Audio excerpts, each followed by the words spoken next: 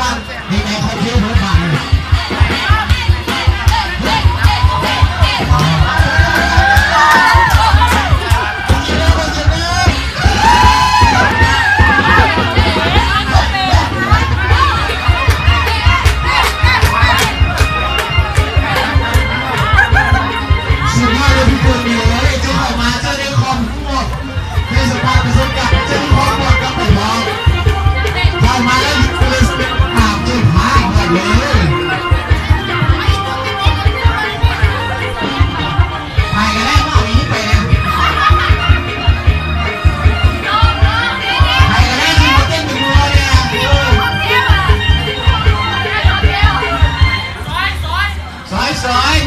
สวยผมด้วยไก่ด้วยต่อมาเลยมา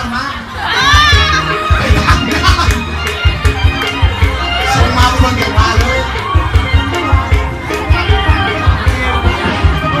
ผู้สาวอาจารย์มหาถ้าคุณผู้ใหญ่สามารถให้คำตอบได้นะไม่ทำอะไรลูก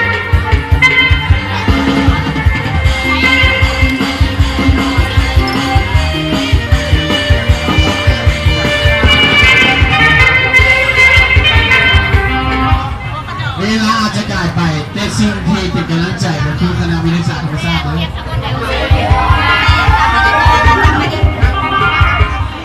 เจ้าภาพที่เจ้ายิงกาเป็นเจ้าไปคิดขึ้นหลังที่เจ้าสมัยชีวิตของพวกนี้เป็นข้างเดียวเลยเป็นแมนข้างแล้วดินขึ้นมาเจ้าภาพเจ้าบอลที่เจ้าทำไงเจ้าจะคิดหลายกว่าเจ้าออกมา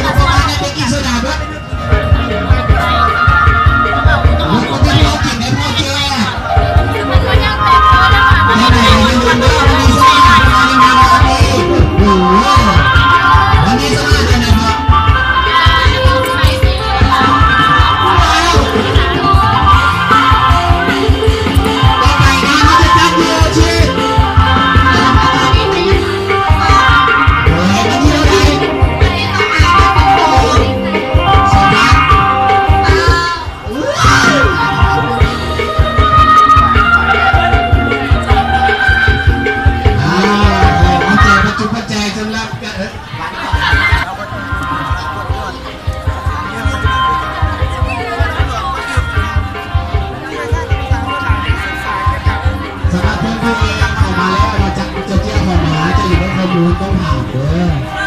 คนที่มาพูดจาจะถามที่ว่าทำไมคณะวิทยาศาสตร์ต้องพูดได้ยังไงเราพูดว่าได้ฟังข้อเราจะได้ข้อมูลได้ประสบการณ์ใหม่ๆปกติสิ่งที่อยู่ตลอดจะ